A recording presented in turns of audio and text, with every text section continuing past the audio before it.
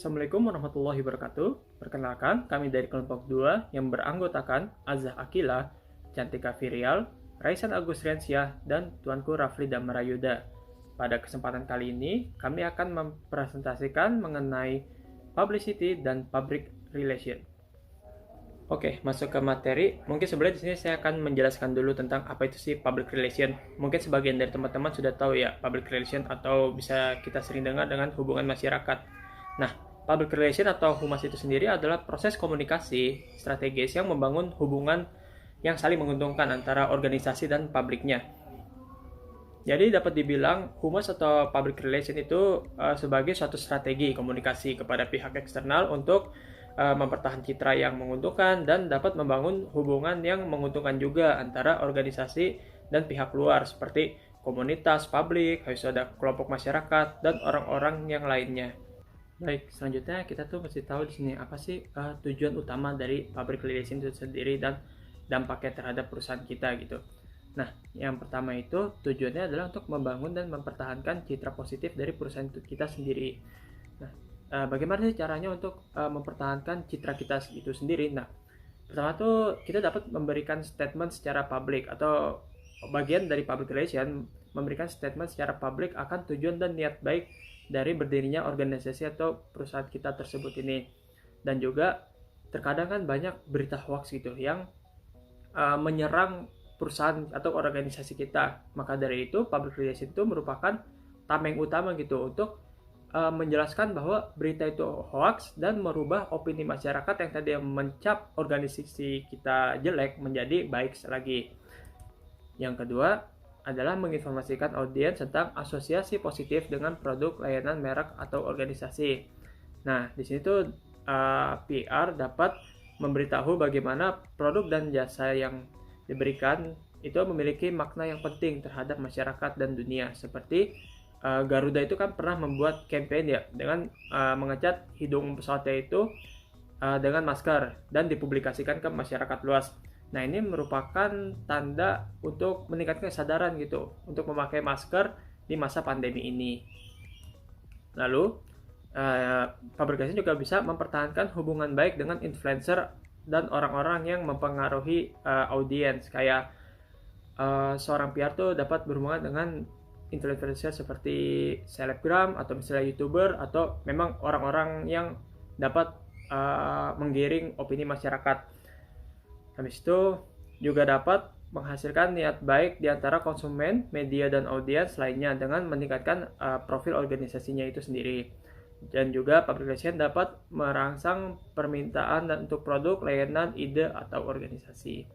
Dan yang terakhir, public relation juga dapat menghindari liputan media yang kritis atau tidak menguntungkan. Seperti yang sudah saya bilang, terkadang memang media itu dapat menyerang organisasi kita atau grup kita. Nah, oleh karena ini, public relation lagi-lagi menjadi tameng untuk organisasi kita agar masyarakat itu tidak memiliki pandangan yang buruk terhadap organisasi kita.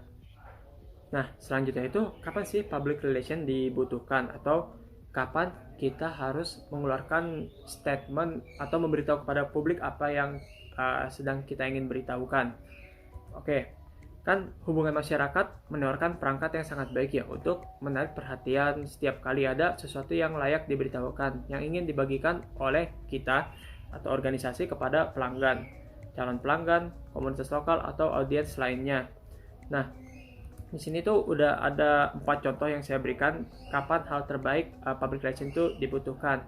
Pertama adalah saat klarifikasi terhadap berita negatif perusahaan. Seperti yang saya sudah bilang sebelum-sebelumnya, salah satu tujuan dari public relation adalah untuk meningkatkan citra dan mempertahankan citra kita. Jadi setiap kita tahu nih ada berita yang negatif masuk kepada perusahaan kita, nah kita tuh langsung harus gercep membantah berita tersebut melalui public relation, entah bisa lewat statement secara langsung di media sosial atau misalnya bisa lewat conference atau press release dan sebagainya. Yang kedua itu saat kita mensponsori atau membantu komunitas untuk membuat charity, kayak kita kan sudah membuat hal positif terhadap lingkungan masyarakat. Nah, itu kan akan membuat orang kalau tahu itu mencap bahwa perusahaan kita tuh, wah ini perusahaan yang bagus, mereka membantu masyarakat, dan otomatis citra dari perusahaan kita tuh akan meningkat. Yang ketiga, jika perusahaan kita tuh bergabung dengan perusahaan lain atau melakukan merger. Nah, ini sangat penting karena terkadang stockholder atau bagian yang memegang saham kita tuh harus mengetahui gitu informasi tentang perusahaan kita tuh sedang melakukan apa. Jika sedang melakukan merger kan itu merupakan salah satu tindakan yang besar ya, dan semua orang apalagi pemegang saham tuh mesti tahu apa yang sedang kita lakukan. Berikutnya juga, organisasi kita tuh sedang merekrut CEO baru atau janji eksekutif penting lainnya. Nah, ini juga sangat penting kita beritahukan kepada masyarakat luas, terutama kepada stakeholder kita. Nah, berikutnya kita akan membahas tentang public relation tools atau media atau cara apa aja sih yang dapat kita lakukan untuk menyampaikan publicity atau public relation kita, menyampaikan apa yang ingin kita berikan ke masyarakat. Di sini ada beberapa cara. Yang pertama itu adalah dengan press release. Yang kedua adalah dengan press conference. Yang ketiga, kita bisa menggunakan special event. Yang keempat ada sponsorship. Yang kelima ada trade show dan exhibition. Dan yang terakhir adalah media intended coverage. Nah, setelah tadi kita sudah membahas secara detail tentang apa sih itu public relation, sekarang kita akan menuju ke pembahasan dari setiap tools atau media apa saja atau cara bagaimana saja yang dapat kita lakukan untuk mengeluarkan opini kita kepada publik atau opini organisasi kita kepada publik. Nah, untuk yang pertama itu ada yang namanya press release. Jadi, apa sih press release itu? Nah, pengertian dari press release ada sebuah cara komunikasi atau pengumuman suatu berita kepada masyarakat yang dikirim kepada wartawan atau media dengan harapan mereka tuh akan mempublikasikan apa yang ingin kita sampaikan ke masyarakat melalui media mereka. Lalu, tujuan dari press release itu apa? Jadi, tujuan dari press release atau misal kita sering dengar sebagai siaran pers adalah untuk menarik minat seorang jurnalis atau publikasi untuk mempublikasikan kegiatan dan berbagai macam hal lain yang sedang terjadi dalam organisasi kita. Seperti kita tahu, semisal suatu organisasi itu kan pasti mempunyai sebuah perubahan atau kegiatan yang berjalan selama berdirinya organisasi itu. Seperti suatu organisasi mempunyai kebijakan-kebijakan baru atau ingin klarifikasi permasalahan tertentu. Dan misalnya mereka mempunyai layanan yang berarti buat dikenal untuk publik dan maupun melaksanakan promo layanan gitu. Namun akan tidak lengkap jika kita tidak membuat press release supaya informasi yang ingin perusahaan kita sebarkan itu atau perusahaan itu yang ingin disebarkan dapat dicerna dan ditangkap oleh masyarakat luas dengan press release ini.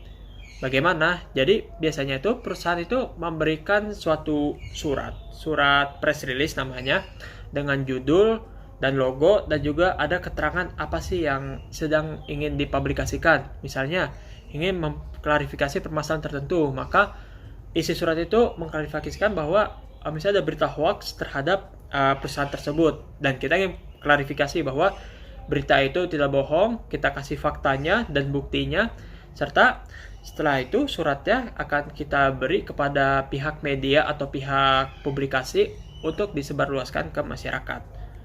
Oke, tadi kan sudah saya jelaskan ya tentang press release itu tersebut. Nah, sekarang akan saya berikan beberapa contoh tentang apa sih itu press release. Nah, sini ada 3 contoh. Saya mungkin akan menjelaskan beberapa. Yang pertama ini adalah seperti yang dilakukan oleh Garuda Indonesia. Di sini mereka melakukan atau mengeluarkan press release tentang larangan mendokumentasikan kegiatan di pesawat.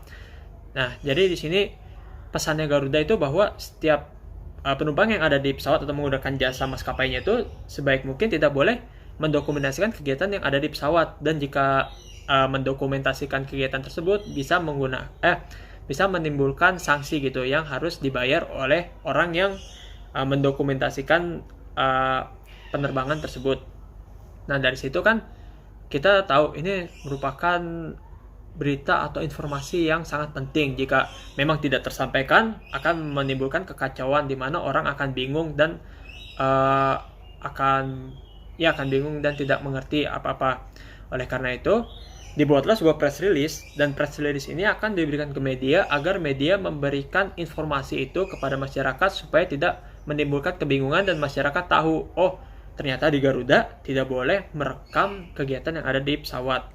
Dan juga ini contohnya ada Gojek dan Bluebird ya. Mereka mengeluarkan press release mengenai Bluebird and Gojek to establish partnership. Jadi kayak kerjasama antara Bluebird dan Gojek. Nah ini kan juga penting untuk dipublikasikan gitu ke ke publik atau ke orang-orang yang ingin mengetahuinya, terutama seperti kayak stakeholder, karena mereka kan tahu bahwa ternyata dua perusahaan ini akan melakukan sebuah kerjasama yang mungkin akan berpengaruh gitu terhadap saham-saham mereka.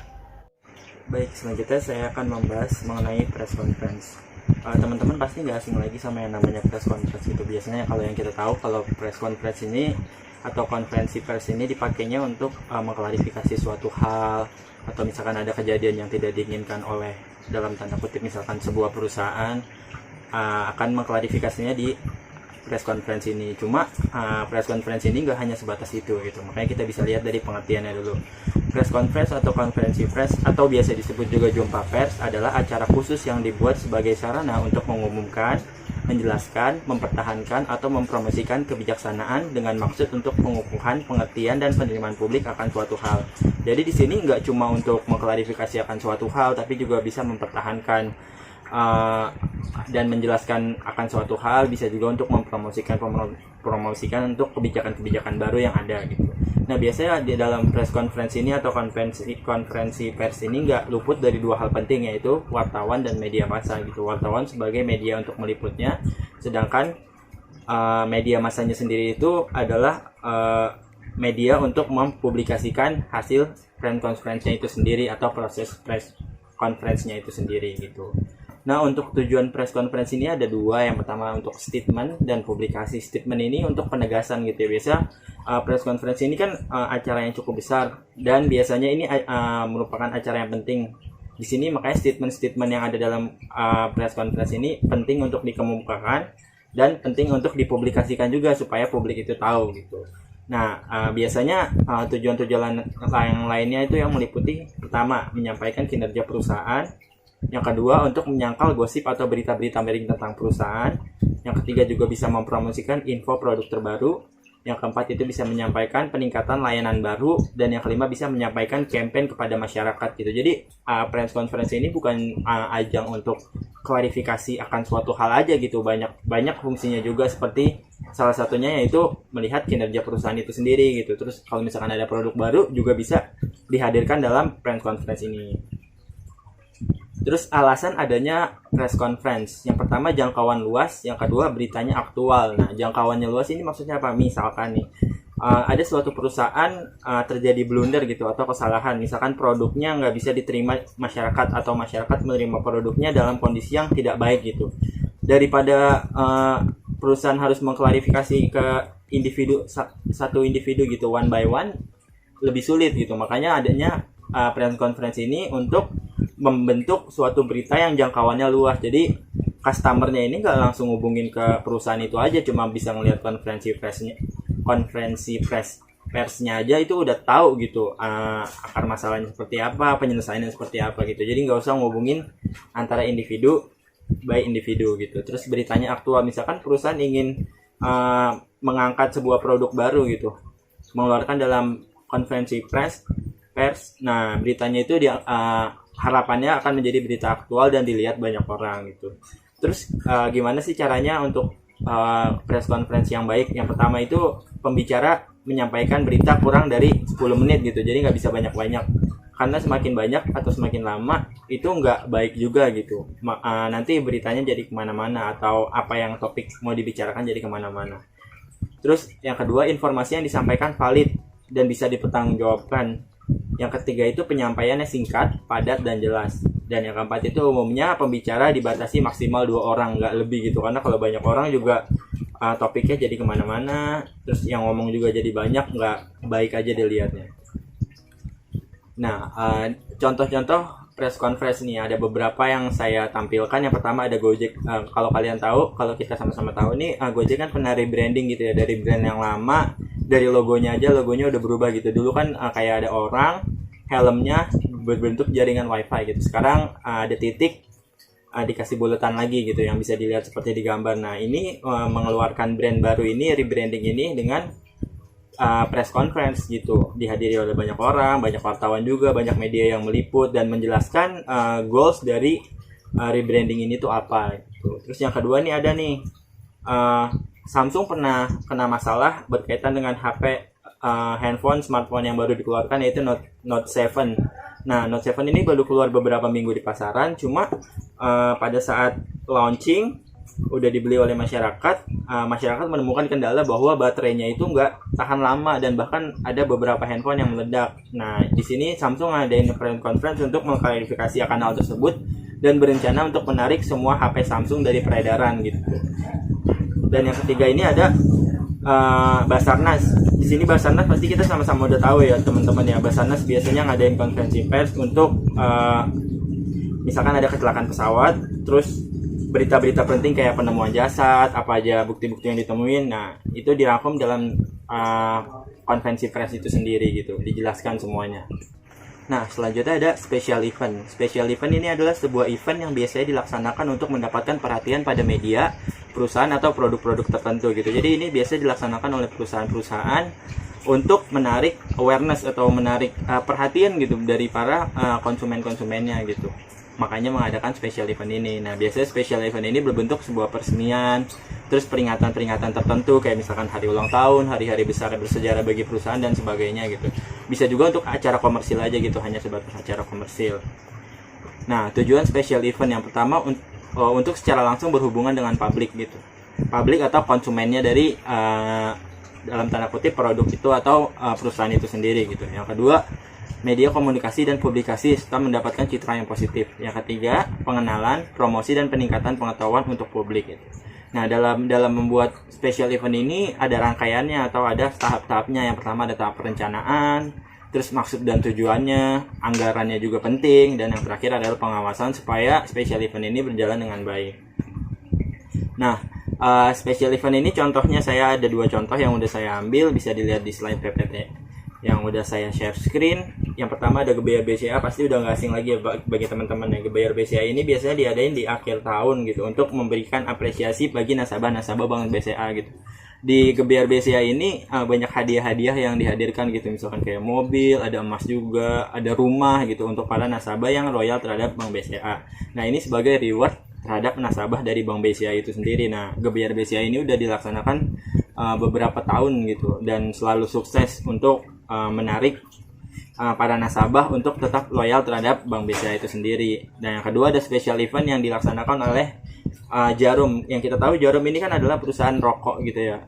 Rokok di sini kan nggak baik untuk kesehatan. Nah, makanya di sini Jarum membuat suatu acara olahraga yang diberi nama Jarum Super League untuk menarik dan untuk sebagai counter dari apa yang produk mereka jual gitu. Produk yang mereka jual dalam tanda kutip nggak baik untuk kesehatan. Nah, mereka membuat event yang basisnya olahraga atau baik untuk kesehatan gitu. Jadi di sini Jarum Super League juga udah dilaksanakan beberapa tahun, dari tahun 2007 sampai di poster ini tahun 2019 juga masih berjalan dengan baik gitu. Nah, inilah special event yang diadakan oleh perusahaan untuk membangun citra dari perusahaan itu sendiri, bisa juga untuk mempromosikan dari produk dari perusahaan itu sendiri dan membangun awareness dari masyarakat akan produk dari perusahaan itu. Selanjutnya yang keempat ada sponsorship. Nah, apa sih sponsorship itu? Sponsorship merupakan suatu dukungan finansial dari suatu perusahaan kepada suatu organisasi, seseorang, atau aktivitas yang ditukar dengan publisitas dari sebuah merek dan juga suatu hubungan. Nah, dengan adanya sponsorship, tentunya nilai dari suatu merek atau suatu perusahaan ini dapat meningkat. Selanjutnya ada tipe-tipe dari sponsorship. Yang pertama ada sponsor utama. Bentuk dukungan ini ditempatkan di bagian atas atau judul sebuah kegiatan atau event. Itulah kenapa dikenal sebagai dukungan teratas. Nah, dukungan ini memberikan mayoritas pendanaan dalam penyelenggaraan acara. Karena itu, logo perusahaan yang menjadi pendukung utama ini ditempatkan di sebelah nama event atau acara tersebut. Selanjutnya yang kedua ada sponsor umum. Sebagai pihak pendukung umum, biasanya perusahaan menyumbang setidaknya 50% dari dana pendukung. Pendukung umum ini akan mendapatkan posisi promosi pemasaran yang bagus dalam acara yang diselenggarakan. Yang ketiga ada sponsor resmi.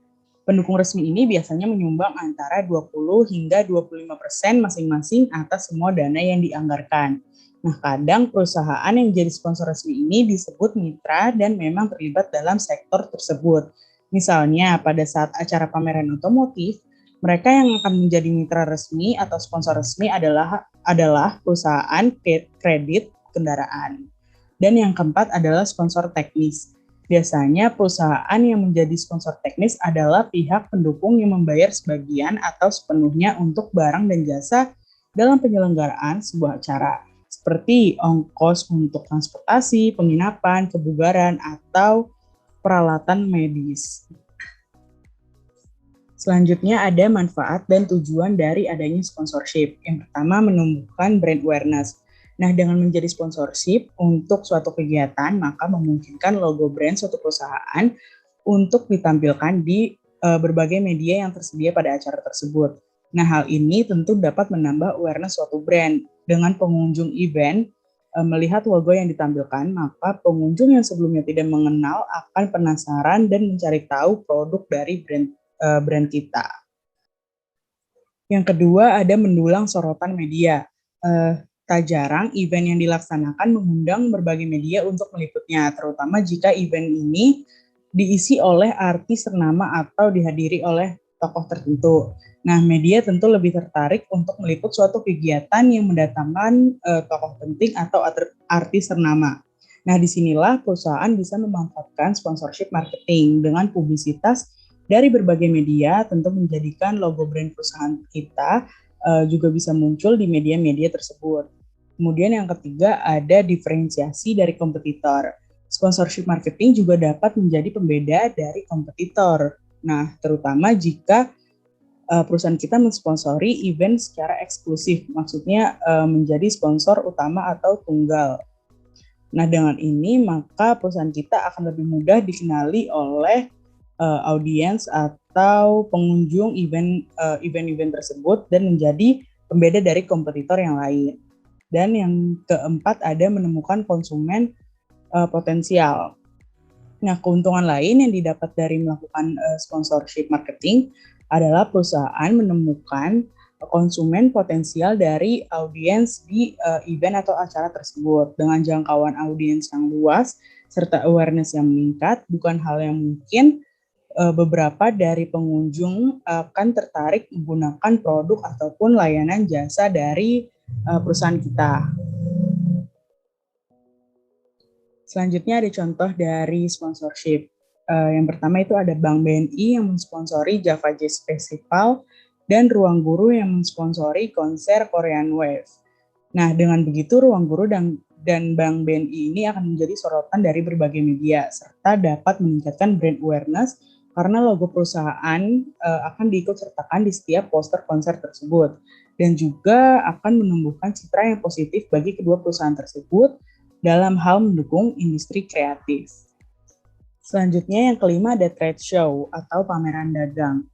Nah, pengertian dari trade show atau pameran dagang ini adalah acara yang diadakan untuk mempertemukan anggota industri tertentu untuk menampilkan, mendemonstrasikan, dan mendiskusikan produk dan layanan terbaru atau yang mereka miliki. Nah, pameran dagang ini biasanya berlangsung di pusat konvensi di kota-kota besar dan berlangsung beberapa hari.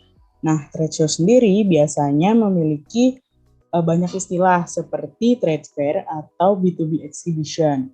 Nah, event B2B ini biasanya diselenggarakan sekali hingga 2 kali dalam setahun.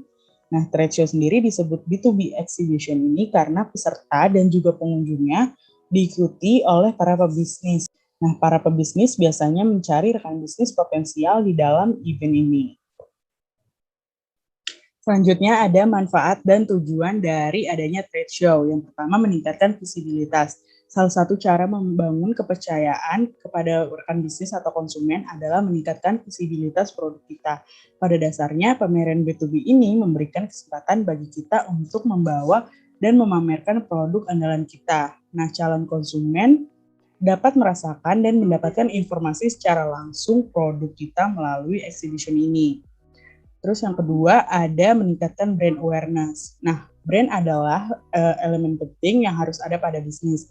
Nah, tanpa adanya brand, konsumen akan sulit mengenali bisnis kita. Banyak cara untuk meningkatkan brand awareness, namun melalui trade show ini, brand kita akan dilihat oleh konsumen yang tepat dan sesuai dengan target pasar kita. Bukan hanya konsumen, brand kita juga bisa dilirik oleh investor. Karena trade show bukan hanya dihadiri oleh konsumen saja, tapi juga ada pelaku bisnis yang mencari investasi. Selanjutnya yang ketiga ada waktu yang tepat untuk melihat kompetitor kita. Nah, dalam pameran B2B ini kesempatan bagi kita untuk dapat melihat bagaimana kompetitor kita menjalankan bisnisnya, apa kelebihan dari mereka dan apa yang tidak dimiliki dari kompetitor kita. Selain itu, kita juga dapat mengukur seberapa baik usaha kita di mata konsumen.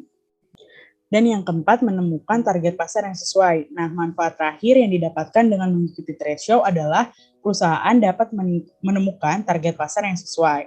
Dikarenakan exhibition ini mendatangkan konsumen yang memiliki motivasi dan tujuan. Nah, biasanya tiket masuk ke dalam trade show atau exhibition ini memiliki harga yang cukup tinggi, sehingga hanya orang-orang yang memiliki niat dan antusiasme yang tinggi untuk bisa hadir pada suatu exhibition.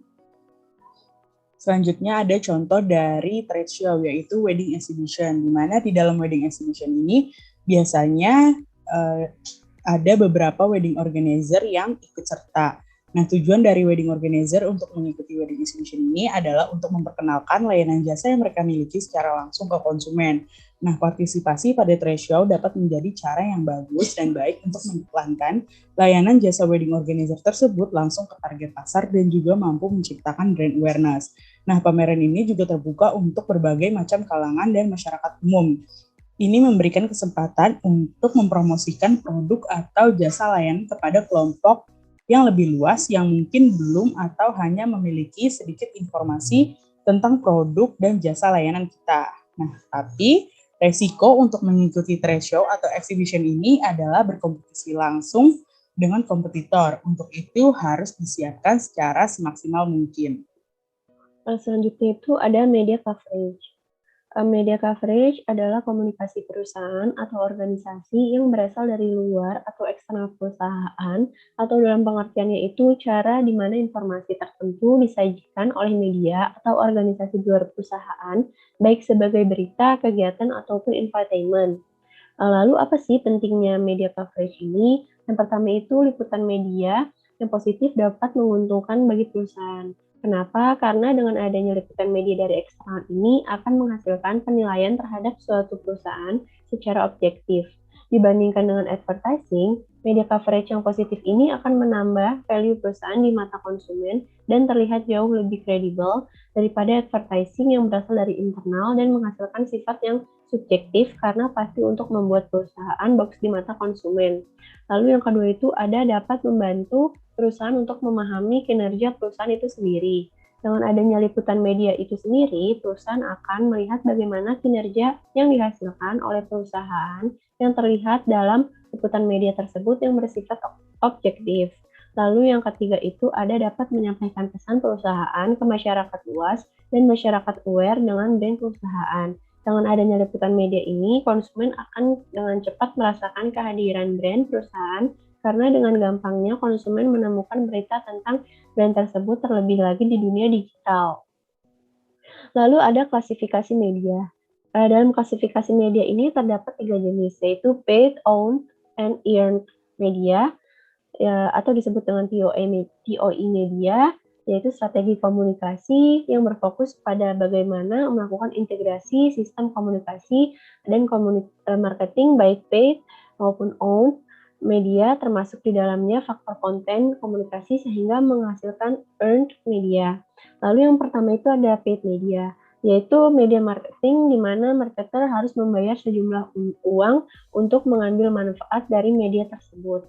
Lalu yang kedua yaitu owned media, yaitu media yang dibuild sendiri oleh brand itu sendiri dan kontennya dikontrol oleh media tersebut. Misalnya itu kayak corporate website, sosial medianya, official akunnya, dan lain-lainnya. Lalu yang terakhir itu ada earned media, terjadi ketika para fans atau followers itu melakukan respon misalnya seperti retweet, like, share, dan lain-lain terhadap iklan atau konten yang disampaikan oleh brand melalui melalui paid media maupun owned media. Nah, earned media ini penting karena informasi yang paling terpercaya itu kan berasal dari pelanggan yang sangat puas, bukan hanya dari slogan pemasaran ataupun yang berasal dari internal pemasaran seperti advertising doang. Nah, dan earned media ini penting karena apapun yang dibagikan pelanggan di jejaring sosial itu berpotensi menjangkau jutaan orang dan dapat mempengaruhi konsumen yang melihatnya. Lalu di sini ada contoh-contohnya dari paid media, yaitu Shopee ini membayar sejumlah uang untuk mengiklankan di akun yang followersnya banyak, yaitu influencer Islam JD. Lalu yang ketiga itu ada owned media, contohnya ini kayak campaign Shopee ini yang merupakan konten internal yang dikelola oleh Shopee sendiri tanpa bantuan pihak ketiga. Lalu ada earned media ini contohnya ada salah satu followers yang membagikan konten dari influencer tersebut, dari paid media tersebut ke temannya. Lalu ada jenis media coverage. Jenis media coverage yang pertama itu adalah liputan televisi, yaitu mengacu pada penyiaran, berita, informasi, dan pandangan di televisi. Lalu yang kedua ada radio, melibatkan penyiaran, berita, informasi, dan hiburan melalui radio. Tetapi popularitas radio ini sudah mulai menurun. Lalu ada print media, yaitu mengacu pada penyediaan berita, informasi, dan infotainment menggunakan surat kabar. Tetapi popularitas liputan media cetak ini sudah mulai turun juga, dan internet ini berarti penggunaan internet untuk menyediakan informasi, berita, pandangan, dan hiburan, dan salah satu media yang paling populer dan banyak digunakan saat ini oleh perusahaan. Nah, yang pertama itu ada contoh di televisi, yaitu liputan media merek biasa ekspedisi yang baru muncul tahun 2015, yaitu Delivery. Di televisi diliput dalam segmen berita CNN Trans TV. Lalu ada di radio itu contohnya ada 96 FM Surabaya yang membahas tentang program PLN dengan PT Icon Plus, yaitu Elektrinet Iconet, pada paket internet dan tambah daya listrik yang terjangkau. Lalu di sini yang print media itu contohnya kayak newspaper yang membahas tentang ruang guru dalam newspaper di Jakarta Globe. Lalu ada online, contohnya ini kayak website cakap.com. Sebelumnya cakap.com ini merupakan online learning app seperti Ruang Guru, tapi ini khusus bahasa seperti bahasa Inggris, Mandarin, Korea, dan lain-lain. Di website cakap.com ini dicantumkan media coverage-nya dari sumber-sumber online seperti Sindo News dan Celebrities News ID yang mengangkat berita dari cakap.com ini sendiri. Sekian presentasi dari kelompok kami, kurang lebihnya mohon maaf. Wassalamualaikum warahmatullahi wabarakatuh.